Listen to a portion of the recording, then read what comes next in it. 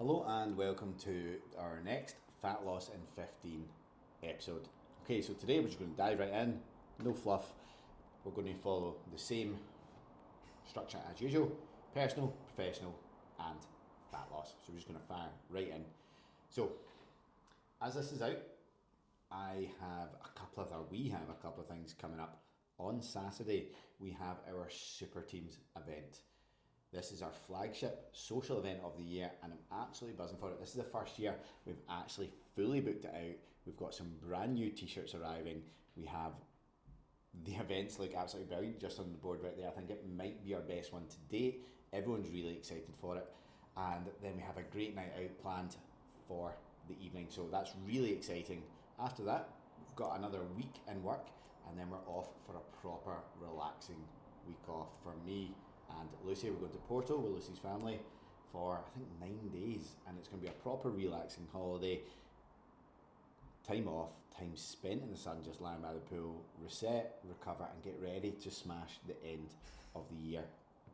And I think I've spoken about this recently in the last few podcasts before we went, or the last few episodes before we went away on holiday. And that's the guilt that I've struggled with over the last 10 years while running my own coaching business and trying to take time off. And most of the time since I've opened Club 300, it's because I've been feeling like a failing, that I've not been putting in enough work, that I should be further ahead than I am. But over the last 18 months, 12 months, since we changed the business model and we've got a much clearer direction of where we're going, and I say the quality of work that's been getting done is better, I've been much better at doing the basics that will bring the business in, bring the leads into the business, that will convert into clients, and then actually then deliver an exceptional service to those clients. Whereas on the old business model, it was a wee bit too open-ended on all aspects of that, and the service was a bit middle of the road, so it wasn't providing the actual service we were looking to provide. And then I think all of that guilt and all that kind of put together was making me feel like I wasn't doing enough, so I was just chasing more and more. And any time I took time off, if I did take time off, I think for 3 years I didn't take one day off in June. And I just, anytime I had time off, I just felt guilty that I should be in work, should be doing more.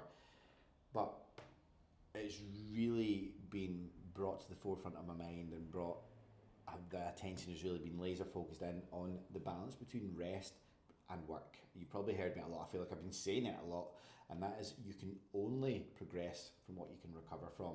So previously I would be doing more, especially in quiet months. I'd be chasing more. What can I do? But now I've been focusing on the things that really build that trust, that really build that authority, that really share that social proof that we can back up what we say we do. And now I'm actually finding that the holidays, I'm actually on them and relaxing. I'm on them not thinking about work the full time. And even when I was in Ireland there, I think I said this in last week's episode, or maybe I didn't, or maybe I just said it on social media, that I hadn't had an inquiry in about the 10 days leading up to going away for the week or taking the time off. And it was literally as soon as we got on the boat, ping, ping, ping, and my phone went absolutely crazy for the 9 days. It was the most inquiries I think we've ever received in such a short period of time, which cut my work out for me on the week that I got back. But out of those inquiries, we've got loads of people that actually signed up, and that shows what I'm doing is working. I'm really focusing on the 3 weekly emails. I'm focusing on trying to get at least one of these out every single week. I'm focusing on doing the minimum 5 posts every single week on social media and making sure that there is social proof, and we're really laser focused in on who we help and how we help them, sharing our unique method of doing it.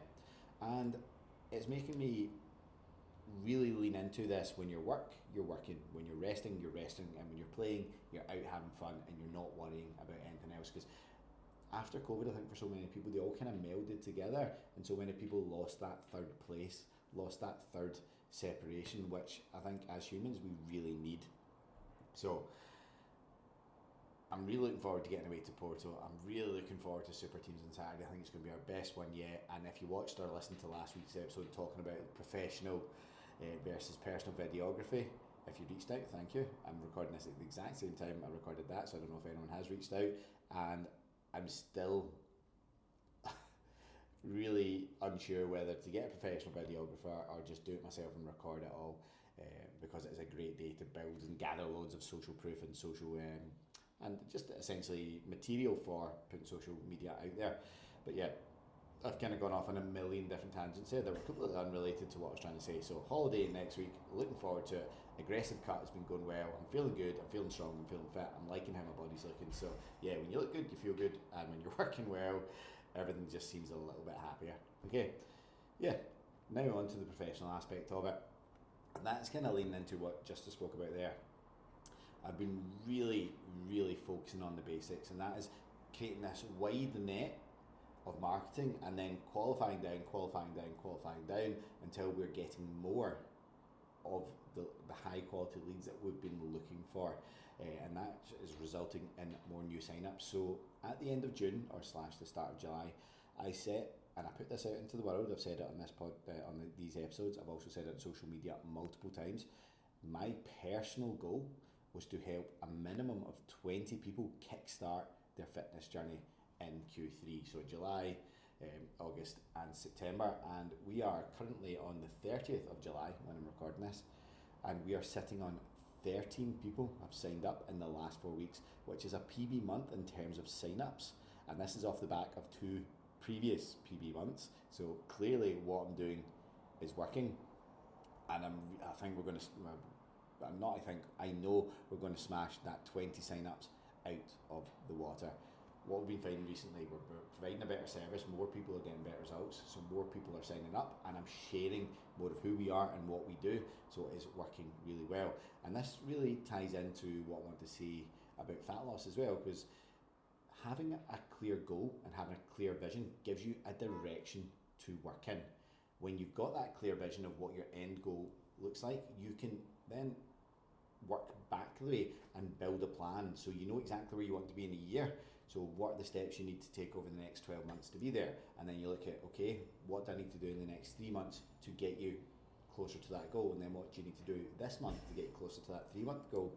What do you need to do in the next week to get you closer to the month goal? What can I do today to get me to that weekly goal?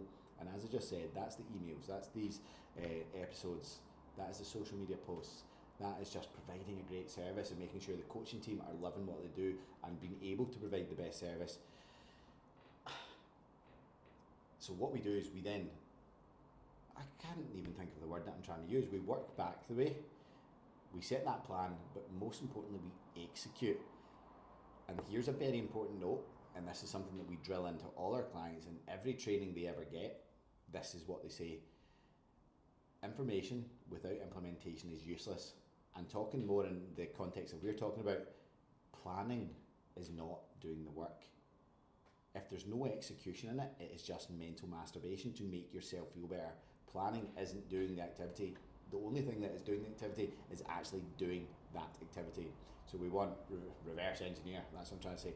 Reverse engineer from the goal, create the plan, but most importantly, you have to implement that plan, or all you've done is wasted a couple hours making yourself feel good, making yourself feel like you're doing something, but you haven't actually. Planning is not doing, only doing is doing. That sounds really stupid, but it makes sense. Okay? And now onto the fat loss aspect, and this is something I've been having a lot of conversations with recently, especially with new people who've been signing up. The goal isn't the fat loss. The goal is what that fat loss does for your body. How much healthier you're going to be, how much more self-confidence you have, how much better you're going to look for it, how much better your clothes are going to fit. And as I just said, when you look good, you feel good. And when you feel good, you can enjoy life more, and it builds that confidence, that self-belief. And that is essentially what we're gunning for. Yes, we help people lose 20 plus pounds of fat all the time, but as I say, it's not the 20 pounds of fat that we are really looking for, it's what that does for your life. And I think when you have that frame in your head, it makes things a lot easier to manage, because it gives you that intrinsic motivation. Okay, and another thing that I'd had for a conversation with a client just before I started recording these, and that is the gym isn't there to help you lose fat. Okay, the gym is there to help you build your body, it's there to help you build your strength, it's there to help the bone density improve, it's there to help your joint integrity improve, it's there so you can be a fitter version of yourself, so you've got a fitter cardiac system, better lungs, better heart health. all so you can have a better quality of life. So your body is improving, so you can move better, so you have more strength for everyday life, so you're not getting puffed up walking up the Queen's Park steps. The gym is there to build, not to burn. If we want to lose fat and improve your body composition, that comes down to your behaviours and your habits.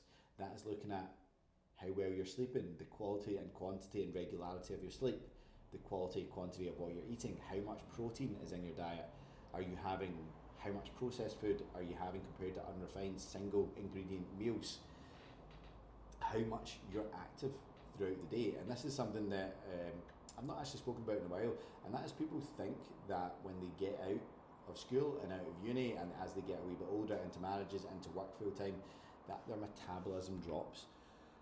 Which, like, your metabolism doesn't actually take a downward turn until you're about in your 70s.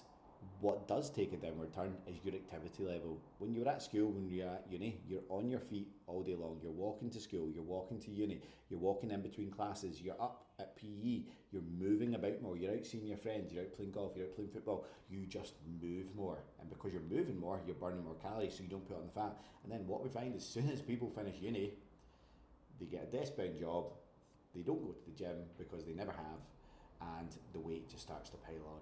Okay, and that's a random tangent I'm just going on right there, but it's a very important one. Your metabolism isn't the problem, your lifestyle is. So the gym is for building, your habits are for burning, and when you compare the two, that is when you have that lean, toned, sculpted body shape that you can be proud of, that can leave you feeling empowered, that leave you feeling fit, strong and healthy. Most importantly, the way to do that is by focusing on the basics. As I spoke about this week and last week, what I've really done is I've not been chasing the shiny object. I've been focusing on the basics. I've been doing them relentlessly. I've been doing them consistently, and it takes time. I've been doing this for about 18 months now, and it's only now picking up steam, but it's been 100% worth it. And when it does pick up steam, it's given me that confidence to double down even more.